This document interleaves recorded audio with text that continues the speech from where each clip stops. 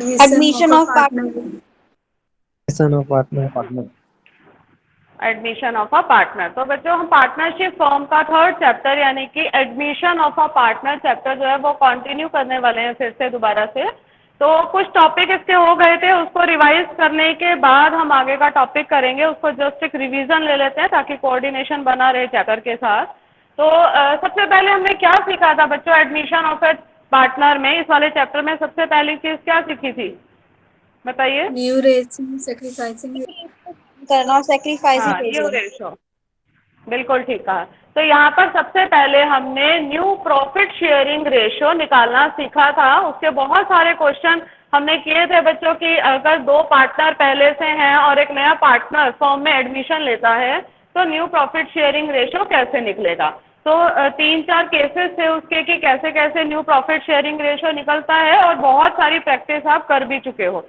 ठीक है, तो अगर दिया हुआ है कि दो पार्टनर्स ऑलरेडी हैं, नया पार्टनर जो है वो एक पर्टिकुलर रेशो के लिए आता है या पर्टिकुलर उसका अमाउंट दिया होता है कि कितने परसेंट शेयर के लिए आता है, तो पूरे फॉर्म की रेशो 1 में से माइनस करना है, उसके बाद रिमेनिंग शेयर को पार्टनर्स में डिस्ट्रीब्यूट कर देना है। उसके बाद और कुछ केसेस हमने देखे थे कि जब न्यू पार्टनर आता है तो वो कई बार अपने शेयर को पुराने पार्टनर से 50-50% लेता है या किसी पर्टिकुलर रेशो में लेता है, या बताया जाता है कि वो अपने हिस्से का 1/5 या अपने हिस्से का 1/10 प्रीवियस पार्टनर से यानी कि ओल्ड पार्टनर से लेगा। तो वो सारे केसेस स्टडी करके हमने न्यू प्रॉफिट शेयरिंग रेशो निकालना सीख लिया था। तो सब बच्चों को अभी निकल जाता है न्यू प्रॉफिट शेयरिंग रेशो, कोई दिक्कत नहीं होती है इसमें? सब स्टूडेंट्स का निकल जाता है न्यू प्रॉफिट शेयर, सबका हो जा रहा है ना? तो मुझे वर्षा ये बताओ, इसके साथ साथ न्यू प्रॉफिट शेयरिंग रेशो के साथ हमने सैक्रिफाइस रेशो भी निकालना सीखा था। तो वर्षा सैक्रिफाइस रेशो का क्या फॉर्मूला होता है? Old ratio minus new ratio. हाँ, old ratio minus new ratio. तो ओल्ड रेशो हमें ऑलरेडी गिवन होती है क्वेश्चन में, न्यू प्रॉफिट शेयरिंग रेशो हमने निकालना सीख लिया था और जब दोनों का डिफरेंस निकालते हैं तो फिर हमारा क्या आ जाती है सैक्रिफाइस रेशो। तो बहुत छोटा सा टॉपिक था लेकिन बहुत ही इंपॉर्टेंट टॉपिक है। 1-1 मार्क्स के क्वेश्चन 2 या 3 इसी में से आएंगे। 40 क्वेश्चन आपके आने, 2 से 3 क्वेश्चन सिर्फ यही आ जाते हैं कि न्यू प्रॉफिट शेयरिंग रेशो निकालो या सैक्रिफाइस रेशो निकालो, जो बहुत ही आसान है, बड़े आराम से इसका क्वेश्चन सॉल्व होता है। उसके बाद बच्चों सेकंड हमने क्या सीखा था करना? उसके बाद क्या स्टार्ट किया था? Goodwill treatment. गुडविल की ट्रीटमेंट, बिल्कुल ठीक बताया। ट्रीटमेंट ऑफ गुडविल, सब बच्चे देखते जाइए पीछे हमने क्या क्या टॉपिक इसके कर लिए हैं, उसके बेसिस पर फिर हम आगे करने वाले हैं टॉपिक। ट्रीटमेंट ऑफ गुडविल के हमने डिफरेंट केसेस किए थे। शुभम ने ज्वाइन कर लिया क्लास? शुभम, राजकुमार मोदी, राजकुमार, यस मैम। राजकुमार ये बताओ कि गुडविल के ट्रीटमेंट के कितने केसेस हमने पढ़े थे? गुडविल को कैसे कैसे कैलकुलेट कर सकते हैं, क्या क्या केसेस थे उसमें? मैम 6 केसेस थे। 6 केसेस थे, बिल्कुल ठीक बताया राजकुमार मोदी। 6 केसेस हैं। 6 सिचुएशंस में हमें देखना होता है कि गुडविल की क्या क्या एंट्री होगी। तो जल्दी जल्दी से इसको रिवाइज कर लेते हैं एक बार कि क्या क्या एंट्रीज होंगी। अतुल पटेल, अतुल है क्लास में? Yes ma'am. बेटा ये बताइए कि जब पार्टनर गुडविल प्राइवेटली लेकर आता है तब क्या जर्नल एंट्री होती है? फर्स्ट केस पेड प्राइवेटली, क्या जर्नल एंट्री होगी?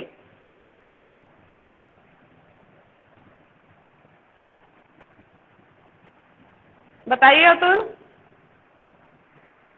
बाकी बच्चे मैसेजेस में रिप्लाई करेंगे, नीचे अपने मैसेज में रिप्लाई करते जाइए। अतुल पटेल जल्दी बताइए बेटा, सबकी टर्न आनी है आज। No entry. हाँ, तो बच्चे जब पेड प्राइवेटली का केस होता है यानी कि जो न्यू पार्टनर है वो फॉर्म में इन कैश में नहीं लेकर आया है, उसने पेड किया है लेकिन प्राइवेटली पे किया है, इन दैट केस कोई भी जर्नल एंट्री नहीं होती है। उसके बाद आदित्य क्लास में? Yes ma'am. आदित्य बेटा ये बताइए कि जब पार्टनर कैश में गुडविल लेकर आता है और उसको बिजनेस में ही रिटेन कर दिया जाता है तो कितनी जर्नल एंट्रीज होती हैं?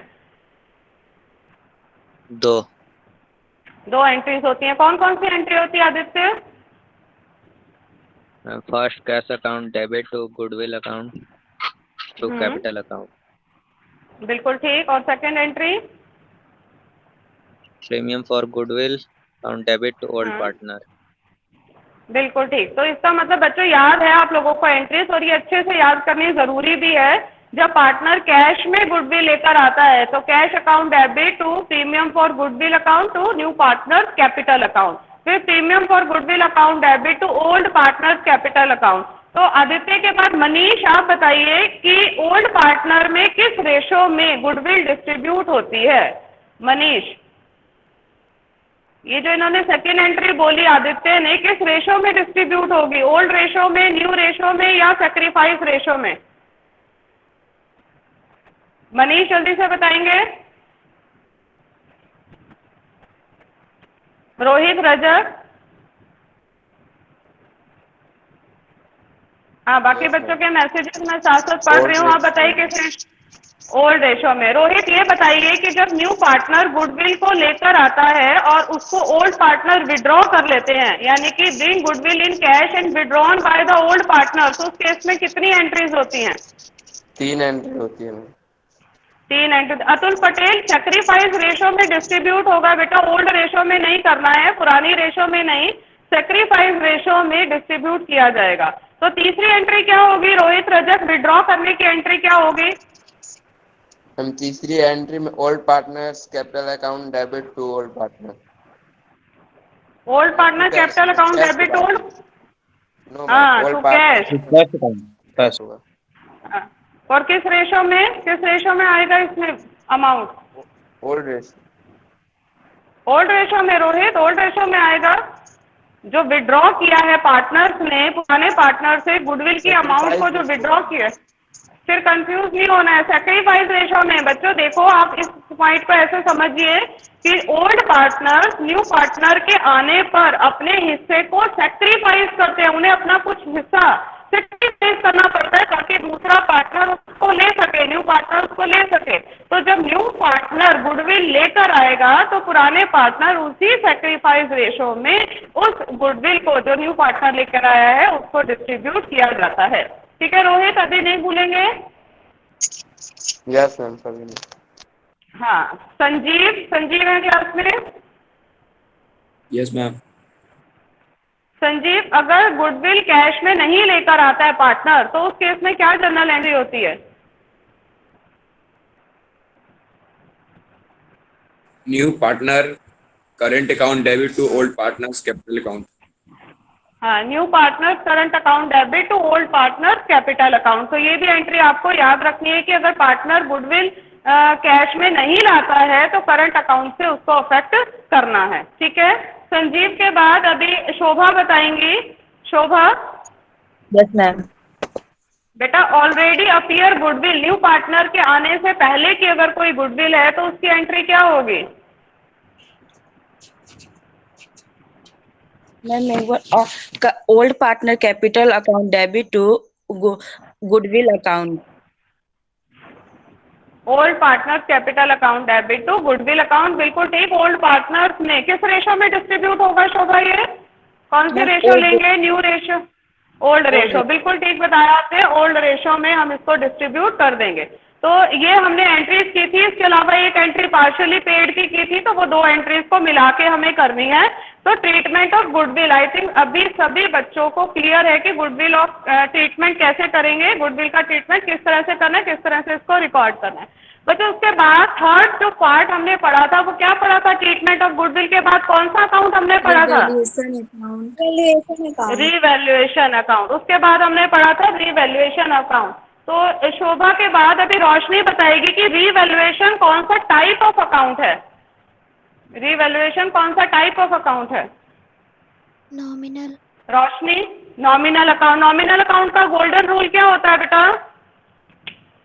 Debit all expenses and losses, credit all income and gains.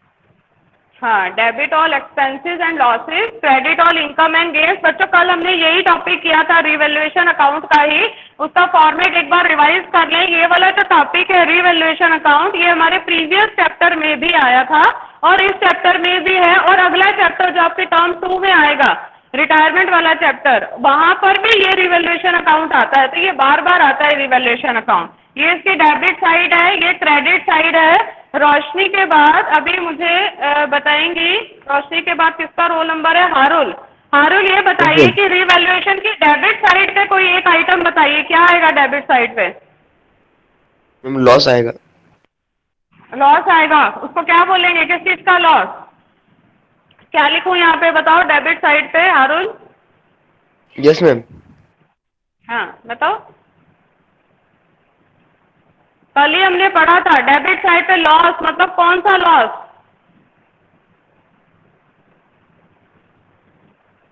Harul नहीं पता है बेटा? आपने कल क्लास ज्वाइन की थी हारुल?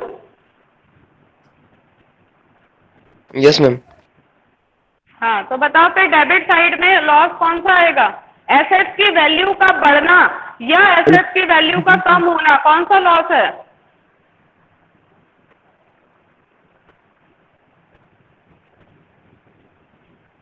हाँ बच्चे आंसर भी दे रहे हैं। हारुल बेटा देखो लॉस आएगा ये तुम ठीक बता रहे हो, लेकिन रीवैल्यूएशन अकाउंट का मतलब होता है revalue of assets and liabilities. Assets and liabilities की आपको अगेन वैल्यू देखनी है, रीवैल्यू देखनी है, ठीक है? तो इसमें क्या करेंगे, यहाँ पर लॉस यानी कि decrease in the value of assets, decrease in the value of assets, assets की वैल्यू का कम होना और लायबिलिटी की वैल्यू का बढ़ना। लायबिलिटी बढ़ रही है, ज्यादा पे करना पड़ेगा, और एसेट्स की वैल्यू कम हो रही है। इन दोनों चीजों को हम डेबिट साइड में दिखाते हैं। इसके अलावा एक और चीज डेबिट साइड में आती है, वो रंजू आप बताइए इसके अलावा और कौन सी चीज है जो डेबिट साइड में आती है?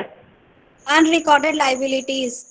अनरिकॉर्डेड लायबिलिटी, वेरी गुड बेटा। अनरिकॉर्डेड लायबिलिटी, ऐसी लायबिलिटी जो पहले नहीं पता थी, अब रिवैल्यूएशन के टाइम पे पता चला है कि हमें ये लायबिलिटी भी पे करनी है, अनरिकॉर्डेड लायबिलिटी भी यहाँ आएगी। उसके बाद क्रेडिट साइड पर रोशनी के बाद किसकी बारी है, किसका टर्न है? रंजू के बाद आशीष, रोल नंबर 14 आशीष, रोल नंबर 14 आशीष प्रेजेंट है क्लास में? Yes ma'am. बेटा यहाँ पर Yes, बताओ क्रेडिट साइड पर क्या आएगा, क्रेडिट साइड पर क्या क्या आइटम आएंगे?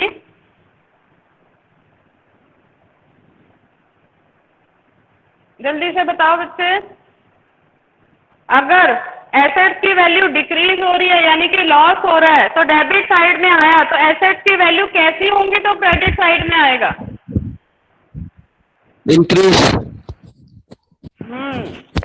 इंक्रीज होगी मैम। अंडरस्टूड है बेटा। डेबिट साइड पर सारे खर्चे आते हैं, तो अगर एसेट्स की वैल्यू डिक्रीज हो रही है तो डेबिट साइड पर आया, और अगर एसेट्स की वैल्यू इंक्रीज हो रही है तो क्रेडिट साइड पर आता है। और क्या आ सकता है आशीष इसके अलावा? और क्या आएगा? एसेट्स की वैल्यू का बढ़ना और लायबिलिटीज की वैल्यू का, लायबिलिटीज की वैल्यू का कैसा होना? रिड्यूस होना, डिक्रीज होना, decrease in the value of liability, liability की वैल्यू का कम हो जाना। इसके अलावा एक और चीज आती है आशीष, वो आप बताइए मुझे। इसके अलावा एक और आइटम है जो यहाँ पर आनी है, क्या चीज आनी है आशीष जल्दी से बताओ। बहुत सारे बच्चे मैसेज में भी लिख रहे हैं आंसर। पल्लवी, पल्लवी है क्लास में?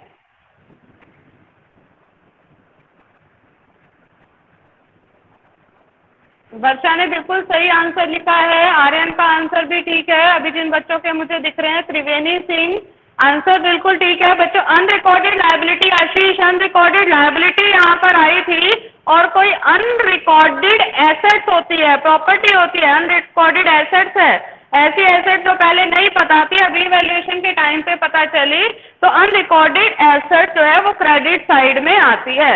तो बिल्कुल इसको रूल के साथ फॉलो करके चलना है। नॉमिनल अकाउंट यानी कि debit all expenses and losses, debit side पर सारे खर्चे हैं, तो एसेट्स की वैल्यू का कम हो जाना, ये लॉस हो गया हमारा, लायबिलिटी का बढ़ जाना एक्सपेंस हो गया, और अनरिकॉर्डेड लायबिलिटी, ऐसी लायबिलिटी जो पहले नहीं पता थी पर अब देना पड़ेगा, तो ये सारे एक्सपेंसेस एंड लॉसेस हैं, इसको डेबिट साइड पर रख दिया।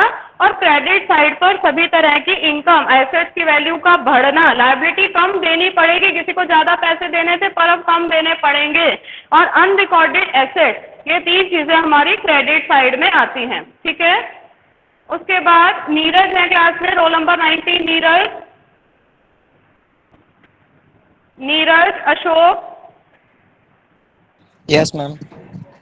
अशोक ये बताइए कि जब हम डेबिट साइड और क्रेडिट साइड पर ये लिख लेंगे इंक्रीज और डिक्रीज एसेट्स में क्या चेंजेस आए हैं, तो उसके बाद लास्ट स्टेप क्या होता है हमारा रिवैल्यूएशन अकाउंट का? मैम टोटल करेंगे ना। हाँ टोटल करेंगे, फिर टोटल कर लेंगे दोनों साइड का, फिर क्या करेंगे अशोक?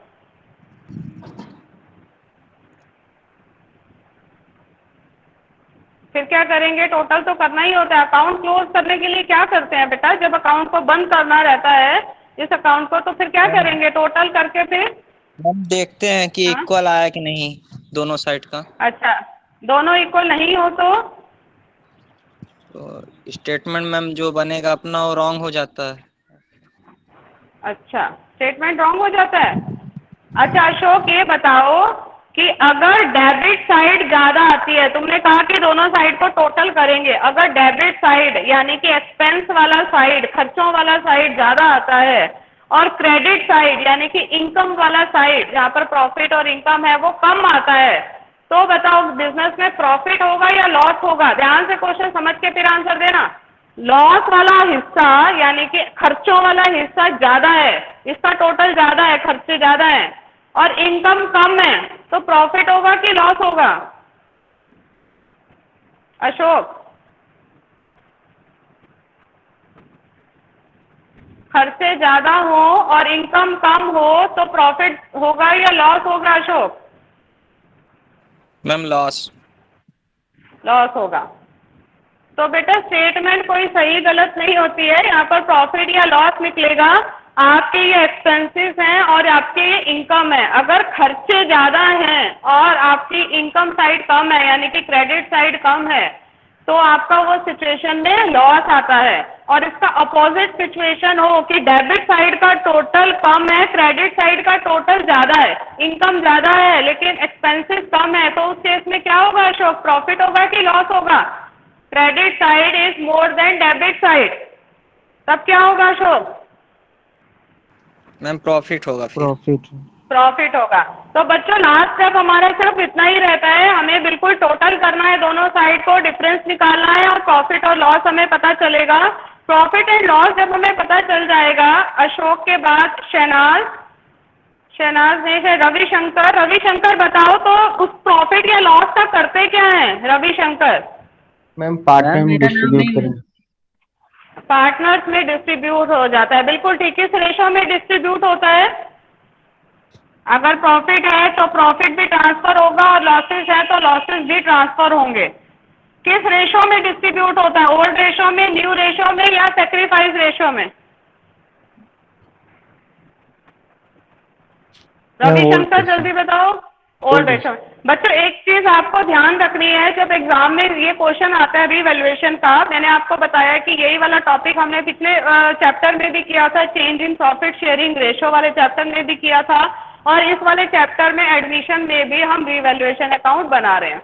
तो बच्चों हमें क्या ध्यान रखना है? हाँ सब बच्चों के आंसर्स मुझे दिख रहे हैं। हमें क्या ध्यान रखना है कि जब एडमिशन का केस होता है तब रीवैल्यूएशन का प्रॉफिट या लॉस ओल्ड पार्टनर्स में ओल्ड रेशो में डिस्ट्रीब्यूट होता है, पुराने पार्टनर्स में पुराने रेशो में डिस्ट्रीब्यूट होता है, ठीक है। ए बी दो पार्टनर हैं, सी को एडमिशन लेना है तो सी को डिस्ट्रीब्यूट नहीं होगा रिवैल्यूएशन अकाउंट का प्रॉफिट, सिर्फ ए और बी को होगा, क्योंकि सी के आने से पहले की प्रॉफिट है। उसके आने से पहले हमने देखा रीवैल्यू करके एसेट्स और लायबिलिटी की रीवैल्यू अगेन वैल्यू क्या है और उससे प्रॉफिट हो रहा है या लॉस हो रहा है, तो पुराने पार्टनर्स में डिस्ट्रीब्यूट होगा। जबकि जब हम change in profit sharing ratio करते थे तो उसमें क्या था, सिर्फ रेशो चेंज होती थी, पार्टनर तो वही के वही है, पहले भी ए और बी थे दो पार्टनर, बाद में भी ए और बी है, पार्टनर तो चेंज हुए ही नहीं है, सिर्फ रेशो चेंज होती थी। तो यहाँ पर हम फिर जब प्रॉफिट डिस्ट्रीब्यूट करते थे तब सभी पार्टनर्स में, नए पुराने एक ही पार्टनर हैं, सभी पार्टनर्स में करते थे लेकिन ओल्ड रेशो में। तो यहाँ ध्यान रखना है कि प्रॉफिट और लॉस जो है वो ओल्ड पार्टनर्स में ओल्ड रेशो में एडमिशन के टाइम पर डिस्ट्रीब्यूट होना है। यहाँ तक का टॉपिक बच्चों हमने कल पढ़ लिया था, ये हमारे प्रीवियस रिवीजन टॉपिक है। यहाँ तक किसी भी बच्चे को कोई भी डाउट है तो पहले वो पूछेगा, फिर हम आगे चलेंगे। किसी बच्चे को कुछ भी पूछना है यहाँ तक का, new profit sharing ratio, treatment of goodwill और रीवैल्यूएशन अकाउंट। और मुझे बताइए भी कि क्या यहाँ तक आपको समझ आ गया है? Yes ma'am. Yes ma'am. यहाँ तक सब बच्चों को समझ आ गया, कोई डाउट नहीं है? बच्चों कल हमने 11 बजे भी क्लास लगाई थी, 11:30 बजे भी, और उसका पर्पस सिर्फ ये था कि एक बार हम प्रैक्टिस कर लें। ये जो क्लास होती है हमारी, इसमें कई बार प्रैक्टिस ज़्यादा क्वेश्चंस की नहीं हो पाती है, तो कुछ बच्चों ने ज्वाइन किया था, कुछ ने नहीं भी किया था ज्वाइन। तो उस क्लास में आई थिंक बहुत बेनिफिशियल रहा। एक ही क्वेश्चन हमने किया, लेकिन वो फुल फ्लेज्ड क्वेश्चन सभी बच्चों ने, जिसने भी क्लास ज्वाइन की थी, सबने अटेम्प्ट किया।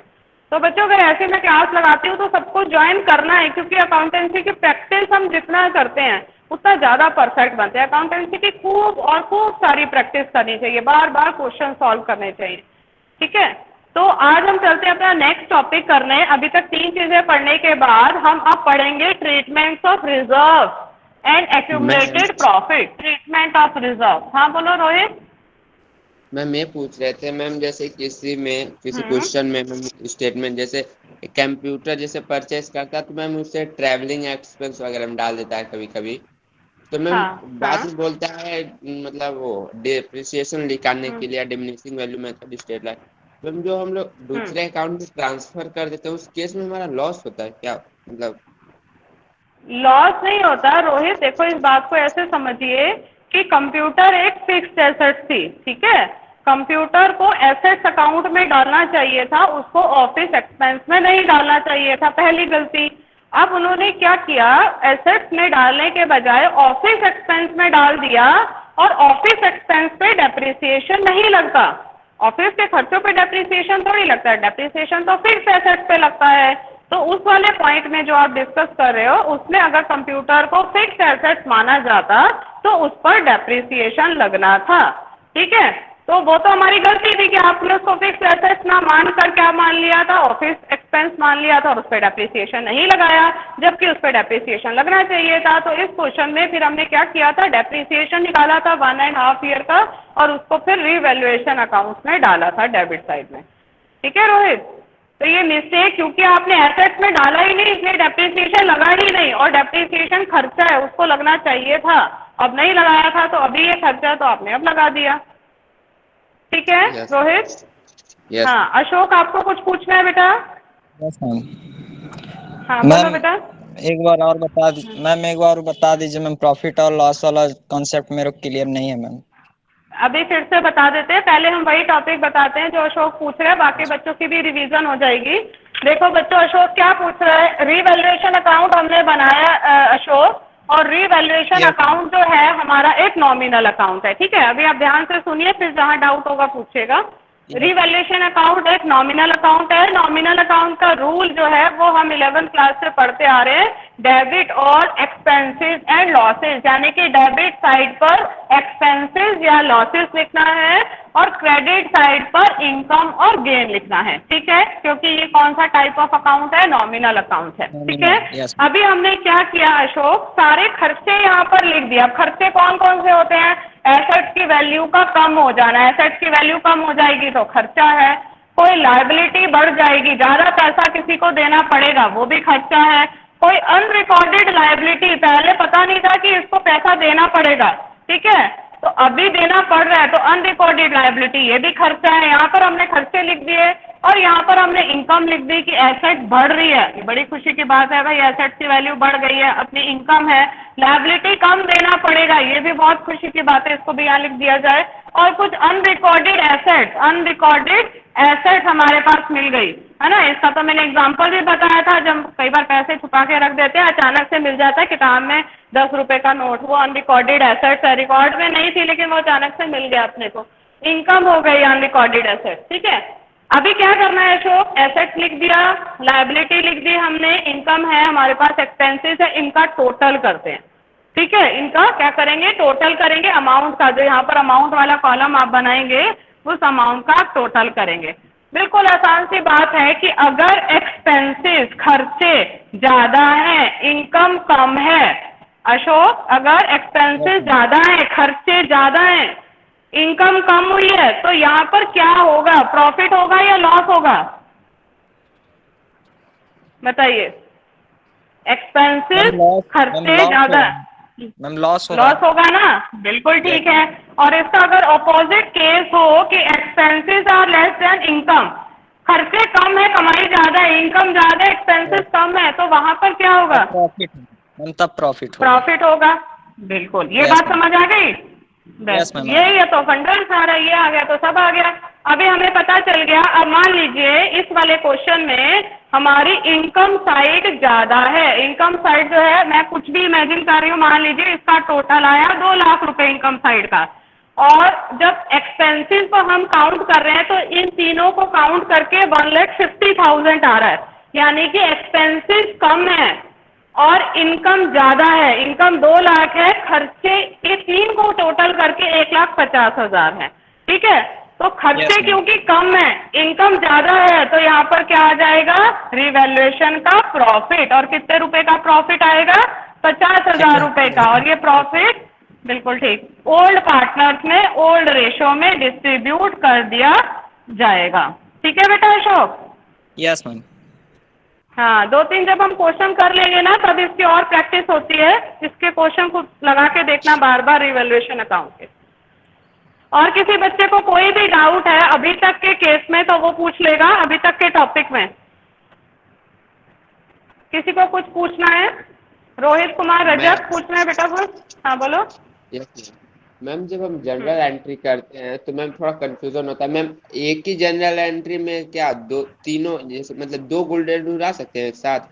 बिल्कुल आ सकते हैं, 3 भी आ सकते हैं, बिल्कुल आ सकते हैं। और बेटा एक रूल से तो पूरी एंट्री बनती ही नहीं है, बहुत रेयर एंट्रीज होती है जिसमें डेबिट और क्रेडिट दोनों सेम ही अकाउंट का हो, रियल अकाउंट के ही दोनों है, दोनों ही नॉमिनल के हैं, दोनों ही पर्सन, ऐसे तो कम ही एंट्री होती है। अदरवाइज 2 या 3 रूल आपको मिलाने ही पड़ते हैं। ठीक है, तो उसका मिक्सचर आपको करना ही पड़ेगा। आगे बढ़ते हैं बच्चों। ट्रीटमेंट ऑफ रिजर्व, तो पहले इसको समझ लेते हैं। और ये टॉपिक हमने किया भी हुआ है। अभी मैं देखूंगी भाई कितने बच्चों को ये टॉपिक याद है पिछले चैप्टर का। भाई टॉपिक थोड़ा सा चेंज होके यहाँ पे आया। बच्चों जब नया पार्टनर आता है, मान लीजिए 2 पार्टनर है पहले ए और बी, और अभी सी को एडमिशन देने जा रहे हैं हम नए पार्टनर को, तो जब नया पार्टनर आता है उससे पहले जितने भी रिजर्व्स होते हैं या प्रॉफिट एंड लॉस अकाउंट का प्रॉफिट बैलेंस होता है, प्रॉफिट होता है, वो पुराने पार्टनर्स में डिस्ट्रीब्यूट हो जाता है इन ओल्ड रेशो। ठीक है, पुराने पार्टनर में पुरानी रेशो में डिस्ट्रीब्यूट हो जाता है। और बिल्कुल लॉजिकल भी है बच्चों, होना भी चाहिए कि नहीं होना चाहिए। जब नया पार्टनर सी आ रहा है ना वर्षा, उससे पहले के अगर कोई प्रॉफिट है, अगर उससे पहले की कोई इनकम है, कोई रिजर्व है, कोई प्रॉफिट है, तो वो पुराने पार्टनर्स में डिस्ट्रीब्यूट कर दी जाती है। इसी तरह से बच्चों कि अगर न्यू पार्टनर के आने से पहले का कोई लॉस है प्रॉफिट एंड लॉस अकाउंट में, वो भी पुराने पार्टनर्स में पुरानी रेशो में डिस्ट्रीब्यूट कर दिया जाता है। बिल्कुल लॉजिकल बात है भाई, नया पार्टनर आ रहा है तो वो पुराने उससे आने से पहले के समय के प्रॉफिट और लॉस का हकदार नहीं है, उसमें उसका कॉन्ट्रीब्यूशन ही नहीं था, वो तो था ही नहीं, कैसे प्रॉफिट में हिस्सा मांगेगा। तो इस लॉजिक को समझते हुए कि न्यू एडमिशन के समय पुराने पार्टनर्स का जो प्रॉफिट होता है, पुराने पार्टनर्स का जो लॉस होता है, उसको पुराने रेशो में डिस्ट्रीब्यूट कर दिया जाता है और इसकी एक जनरल एंट्री होती है। तो मुझे अभी कौन बच्चा बताएगा, हैंड्स अप करेंगे कि रिजर्व, वर्कमैन कंपनसेशन या general reserve, capital reserve fund है, इसको कैसे डिस्ट्रीब्यूट किया जाता है, क्या एंट्री होती है? अभी एक ही बच्चे का हैंड्स अप आया, रंजू कुशवाहा। रंजू बताएंगे कि रिजर्व को डिस्ट्रीब्यूट करने की क्या जनरल एंट्री होती है? रिजर्व अकाउंट डेबिट, रिजर्व कौन सा reserve? General reserve account debit, और बहुत बार रिजर्व फंड भी लिखा रहता है बच्चों, रिजर्व फंड अकाउंट डेबिट। आगे क्या रहेगा Ranju? Reserve account debit, profit and loss account debit, profit and loss account debit. Profit and loss account का अगर प्रॉफिट है, बैलेंस है, तो उसको और क्या आएगा? Workman compensation account debit, very good. Workman compensation fund account debit, और इसको बहुत बार रिजर्व भी लिखा जाता है।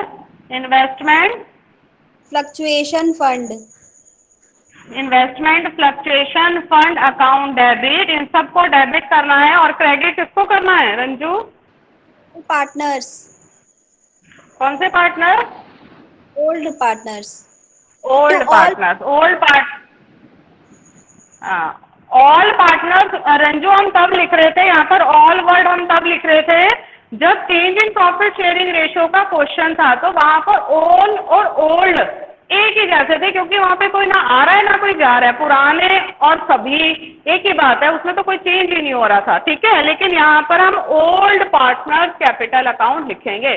तो सभी बच्चे इस एंट्री का लॉजिक भी समझेंगे कि एंट्री क्यों की जाती है और ये कैसे करनी है। बच्चों जब हमें क्वेश्चन दिया रहेगा, क्वेश्चन में एक बैलेंस शीट होगी, और बैलेंस शीट में जहां पर भी आपको general reserve, reserve fund, profit and loss account का profit balance, workman compensation reserve, investment fluctuation fund, ये चीजें आपको जहां भी मिलेंगी वो ओल्ड पार्टनर में, ओल्ड रेशो में डिस्ट्रीब्यूट कर देना है। तो सब बच्चों को ये एंट्री समझ आई है, जनरल एंट्री सबको समझ आई? इसके बाद वर्षा मुझे बताएगी, ये तो हो गया प्रॉफिट और रिजर्व को डिस्ट्रीब्यूट करने की एंट्री। इसके अलावा लॉस अगर फर्म में होता है या कुछ एक्सपेंस होता है, उसको भी डिस्ट्रीब्यूट किया जाता है पार्टनर्स में। वर्षा उसकी एंट्री आपको याद है?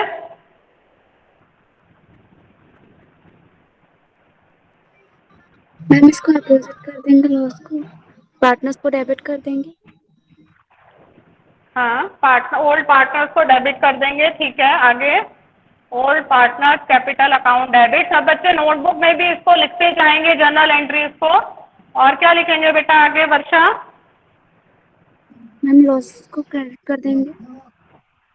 प्रॉफिट एंड लॉस अकाउंट, तो प्रॉफिट एंड लॉस अकाउंट का जो लॉस होगा उसको डिस्ट्रीब्यूट कर देंगे। यहाँ पर एक और कुछ आना है, वो बताओ। यहाँ पर और कुछ एक आना है,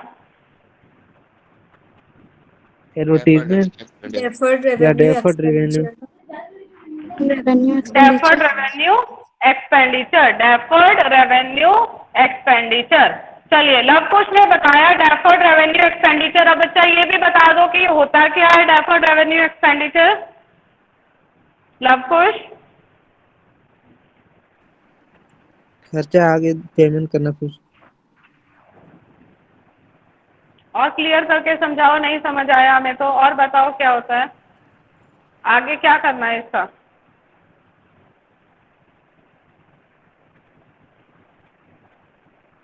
अंजलि मोदी आप बताइए, आपको ध्यान से सुनेंगे। अंजलि मोदी। एक्सपेंडिचर, इसका बेनिफिट फ्यूचर ईयर में होता है। हाँ, तो बच्चों ये इसको समझिए, 3 वर्ड से मिलके बना है डेफर्ड रेवेन्यू एक्सपेंडिचर। रेवेन्यू भी है, एक्सपेंडिचर भी है, और डेफर्ड है, यानी कि डिफरेंट सालों में डिवाइडेड है। डेफर्ड रेवेन्यू एक्सपेंडिचर ये एक ऐसा एक्सपेंडिचर है, ये एक ऐसा खर्चा है जिसका रेवेन्यू यानी कि जिसका बेनिफिट डेफर्ड मतलब एक ही साल में नहीं मिलता है, आगे आने वाले सालों में मिलता है। डेफर्ड रेवेन्यू एक्सपेंडिचर कहलाता है। ठीक है, इसको एग्जांपल से समझिए। 11th क्लास में भी ये टॉपिक था, जैसे कि एडवर्टीजमेंट का जो एक्सपेंस आप करते हो, बहुत हैवी एक्सपेंडिचर होता है एडवर्टीजमेंट पर, लेकिन उसका जो बेनिफिट है, उसका जो रेवेन्यू है, वो तुरंत नहीं मिलता है। आज ही हमने टीवी में ऐड दी तो तुरंत लोग नहीं चले जाएंगे चीजों को खरीदने के लिए। धीरे धीरे एडवर्टीजमेंट आएगी और लोग उसको परचेज करेंगे, तो वो खर्चा तो अभी हुआ है, लेकिन उसका बेनिफिट फ्यूचर के ईयर्स में होना है। इसीलिए उस खर्चे को 1 साल में ना दिखाकर उसको 5 या 6 जितने साल उसका बेनिफिट है या जितने साल के लिए एडवर्टीजमेंट आनी है उतने हिस्सों में डिस्ट्रीब्यूट कर दिया जाता है। ठीक है, अब इसको ऐसे एग्जांपल से भी समझ सकते हैं। फॉर एग्जांपल कि मैंने जो है 2 लाख रुपए की एडवर्टीजमेंट दी है टीवी में, और ये एडवर्टीजमेंट 5 साल तक आएगी, यानी कि अभी खर्चा 2 लाख रुपए का हुआ है, लेकिन इसका बेनिफिट आगे आने वाले 5 सालों तक होगा। तो इस खर्चे को बेटा एक ही बार में, एक ही साल में 2 लाख रुपए खर्चा नहीं दिखाएंगे, हम क्योंकि 5 सालों तक मिलेगी ना एडवर्टीजमेंट, तो हर साल इसको 5 भागों में बांट देंगे, 40,000 40,000 5 इयर्स तक ये एक्सपेंस दिखाएंगे कि इस साल 40,000 हुआ, नेक्स्ट ईयर भी 40,000 हुआ, थर्ड ईयर भी 40,000 हुआ, 5 सालों तक दिखाएंगे क्योंकि इसका बेनिफिट जो है वो फ्यूचर ईयर्स में मिलता है। सबको सब समझ आया? डेफर्ड रेवेन्यू एक्सपेंडिचर क्या होता है? ठीक है, एक्सपेंडिचर है, खर्चा है, लेकिन इसका रेवेन्यू डेफर्ड यानी कि फ्यूचर के सालों में मिलता है, तो ये डेफर्ड रेवेन्यू एक्सपेंडिचर कहलाता है। तो बच्चों ये concept treatment of reserves and profit and loss account, जितना भी प्रॉफिट होगा न्यू पार्टनर के आने से पहले वो सभी ओल्ड पार्टनर्स में ओल्ड रेशो में डिस्ट्रीब्यूट हो जाता है। सिर्फ प्रॉफिट ही नहीं, लॉस भी होगा, प्रॉफिट ही नहीं होगा, खर्चे भी होंगे। जो खर्चा है डेफर्ड रेवेन्यू एक्सपेंडिचर है या प्रॉफिट एंड लॉस अकाउंट का लॉस है, वो भी पुराने पार्टनर्स में पुरानी रेशो में डिस्ट्रीब्यूट हो जाता है। सभी बच्चे कॉपी में लिख रहे हैं साथ साथ ये सब चीजें? सब बच्चे लिख रहे हैं नोटबुक में? इसके बाद मुझे व्हाट्सएप पे आपको भेजना है, सब बच्चे भेजेंगे। कुछ बच्चों का मुझे नहीं रिसीव होता है और मैं टिक करती हूँ कि किन किन बच्चों का मेरे पास आ रहा है। अपना काम जो है, जो क्लास का वर्क है, वो फोटो क्लिक करके भेजना है। डेली टिक होता है आपका कि किस बच्चे ने मुझे भेजा है, किसने नहीं भेजा। ठीक है, तो अभी कुछ ही बच्चे हैं जो रूटीन में भेज रहे हैं, बाकी बच्चे जो स्किप कर रहे हैं, तो वो भी अपनी कॉपी की फोटो क्लिक करके व्हाट्सएप ग्रुप में मुझे भेजना है। उसके बाद बच्चों workman compensation fund, workman compensation fund या फिर रिजर्व जो है उसकी बात करेंगे। तो ये टॉपिक भी हमने किया हुआ है, वही टॉपिक रिपीटेड है, लेकिन हमें उसको रिवाइज करना है। तो वर्कमैन कंपनसेशन रिजर्व ये होता क्या है? कोई बच्चा मुझे थोड़ा बताएगा इसका, फिर हम बताएंगे वर्कमैन कंपनसेशन रिजर्व क्या होता है और इसकी ट्रीटमेंट कैसे करते हैं। किस बच्चे को याद है? कौन बताएगा? हाँ रोहित बताओ। वर्कर के लिए मैम जो रिजर्व रखा जाता है या उनके मतलब कोई एक्सीडेंट वगैरह हो जाए उसको पे करने के लिए, उससे बोल वर्कर्स को कंपनसेट करने के लिए, कंपनसेशन। ठीक है, कोई भी दुर्घटना होने पर जो वर्कर्स को कंपनसेट करने के लिए पैसे को बचा कर रखेंगे, रिजर्व बनाकर रखेंगे, that is known as workman compensation reserve. ठीक है, reserve for the benefit of workers. और इसका अकाउंटिंग ट्रीटमेंट कैसे होगा? रोहित के अलावा और कोई बच्चा बताए इसका अकाउंटिंग ट्रीटमेंट हम कैसे करते हैं? अंजलि मोदी का हाथ हैंड्स अप हुआ, और बच्चे भी बताएं, इसलिए हमने पिछले टॉपिक पढ़ा था पिछली क्लास में। वर्कमैन कंपनसेशन फंड का क्या करते हैं? रोहित और अंजलि मोदी नहीं बताएंगे, अभी कोई और स्टूडेंट बताएगा। रंजू कुशवाहा,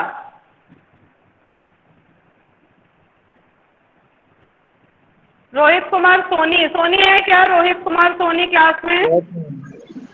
हाँ बेटा आप बताइए। Ma'am workman compensation reserve account debit to old partner. अच्छा, ये किस केस में करेंगे? पूरा का पूरा रिजर्व किस केस में पुराने पार्टनर्स को डिस्ट्रीब्यूट करेंगे? मैम हम बताएं? हाँ रितेश बताओ, आप बताओ। मैम नो क्लेम, मतलब जब वो नहीं होगा, जब क्लेम नहीं किया जाएगा कोई भी अमाउंट, कोई भी कुछ क्लेम भी नहीं होगा तो पूरा रिजर्व जो है वो पार्टनर्स में डिस्ट्रीब्यूट हो जाता है।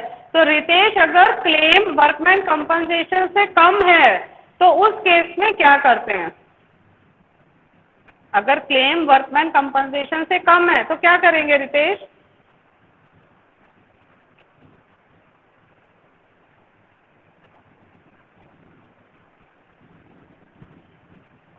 आर्यन, आर्यन का हैंड्स अप हुआ है। आफ्ताब अंसारी, आर्यन, कोई भी बच्चा बताओ दोनों में से। आफ्ताब अंसारी।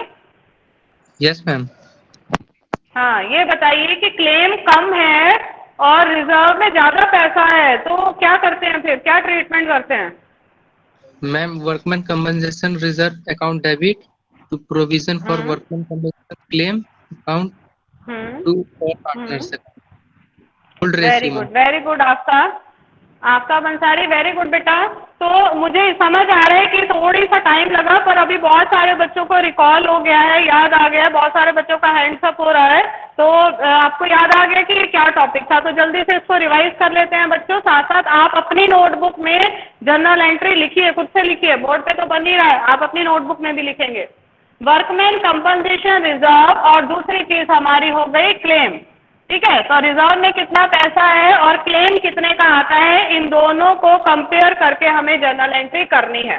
तो कौन कौन से केसेस है, अगर कोई क्लेम नहीं है, अगर कोई भी क्लेम नहीं है तब जर्नल एंट्री लिखिए कॉपी में, सब बच्चे मैसेज में भी लिख सकते हैं, कॉपी में भी लिख सकते हैं। अगर कोई क्लेम नहीं है तो इस रिजर्व की कोई जरूरत नहीं है, कोई क्लेम ही नहीं है, कोई वर्कर डिमांड ही नहीं कर रहा है।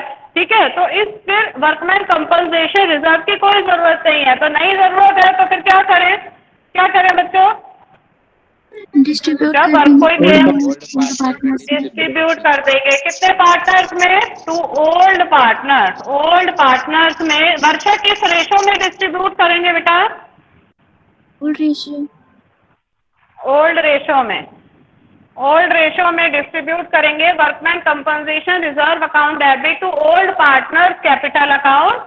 ये पूरा हमारी एंट्री हो जाएगी और ओल्ड रेशो में हम डिस्ट्रीब्यूट कर देंगे। ठीक है, दूसरा केस, अब मुझे ये वाला जो पॉइंट है वो आर्यन बताएंगे, आर्यन से नहीं हुई है मेरी बात अभी, आप बताएंगे दूसरा केस। अगर वर्कमैन कंपनसेशन रिजर्व की अमाउंट ज्यादा है क्लेम से, क्लेम कम का हुआ है लेकिन अमाउंट ज्यादा है रिजर्व में, तो क्या एंट्री करेंगे वर्कमैन कंपनसेशन रिजर्व की, Aryan?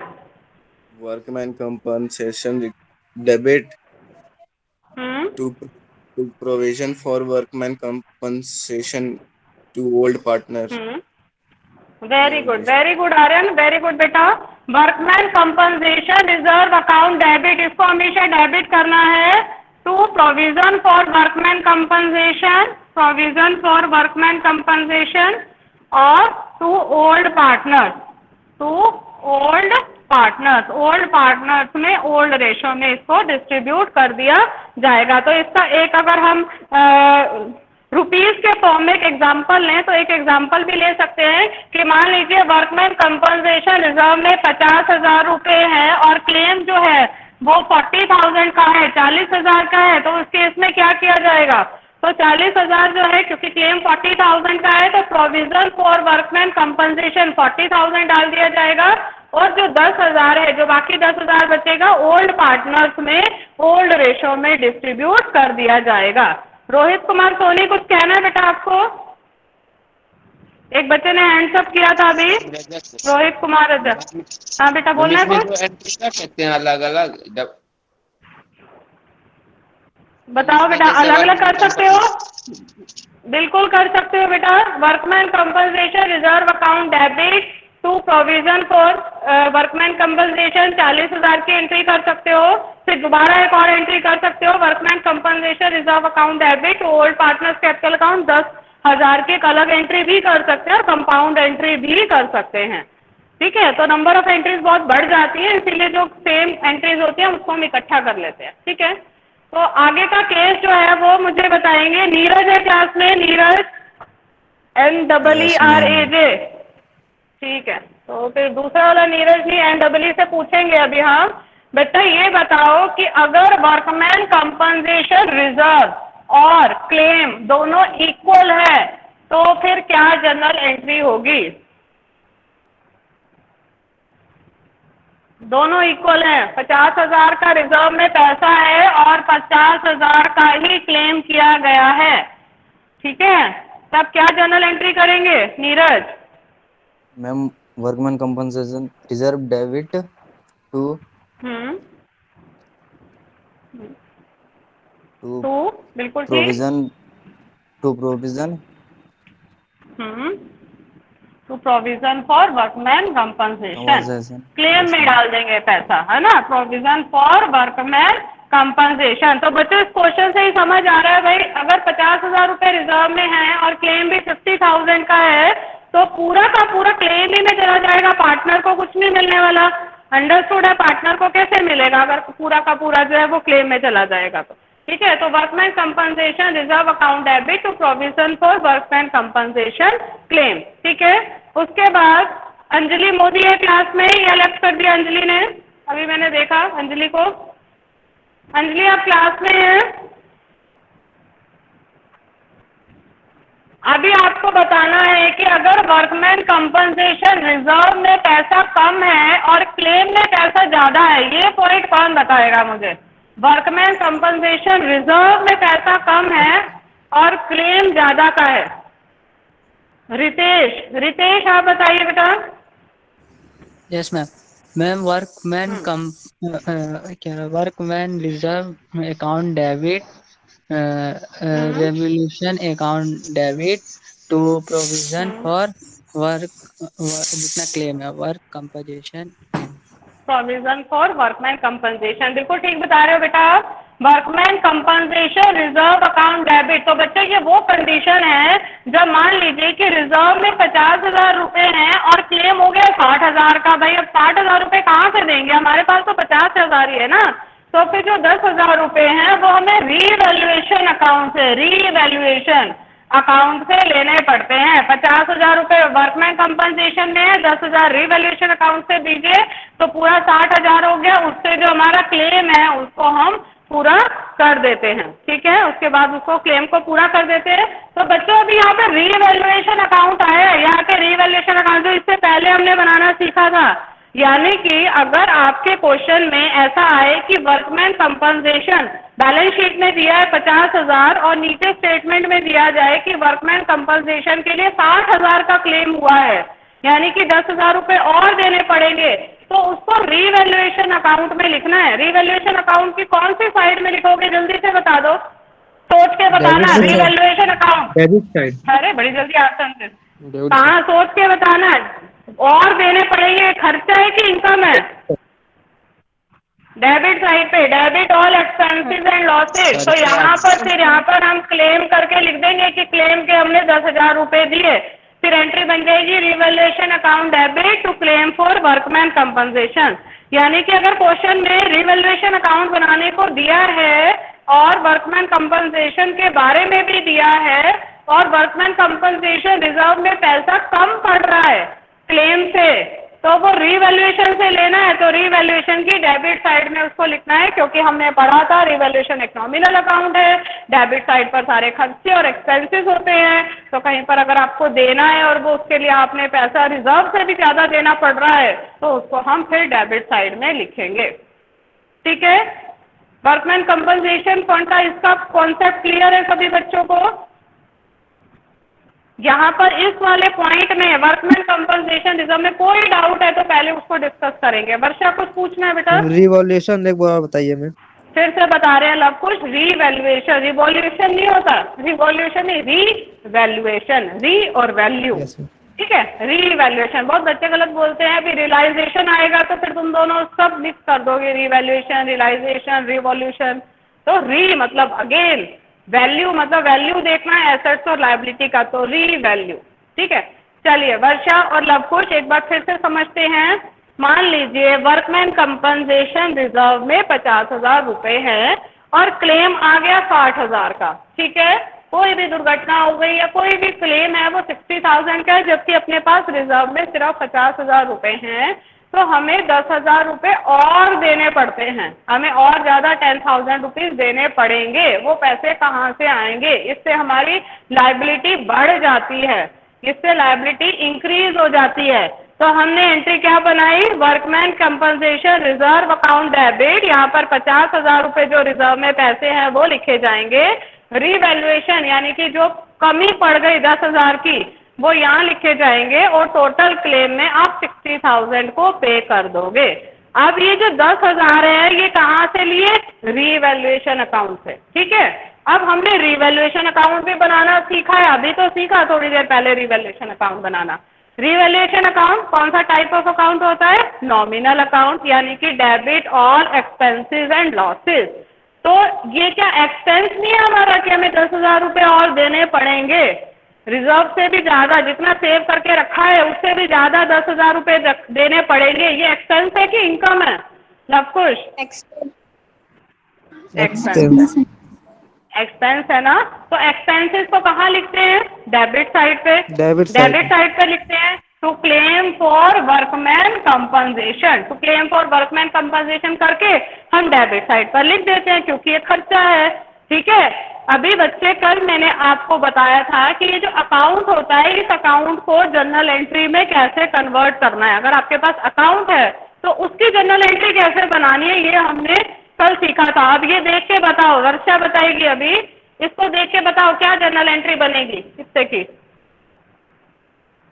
Revaluation account debit to claim for workman compensation. बिल्कुल ठीक, revaluation account debit to claim for workman compensation. तो क्या यहाँ पर ये एंट्री नहीं बनी हुई है, यहाँ पर इतनी क्या ये एंट्री नहीं बनी हुई है, revaluation account debit to claim for workman compensation. Varsha same entry है कि नहीं है? तो वही चीज है, इसको हमने अकाउंट में दिखा दिया, ये हमने एंट्री में दिखा दिया है, तो बात एक ही है ना। जर्नल एंट्री करने को बोले तो जर्नल एंट्री में कर देना, अकाउंट बनाने को बोले अकाउंट में बना देना, दोनों बोले तो दोनों बना देना। वैसे तो अपने एमसीक्यू आने हैं तो अपने एमसीक्यू में पूछा जाएगा भाई रिवैल्यूएशन अकाउंट की कौन सी साइड पर ये क्लेम जाएगा।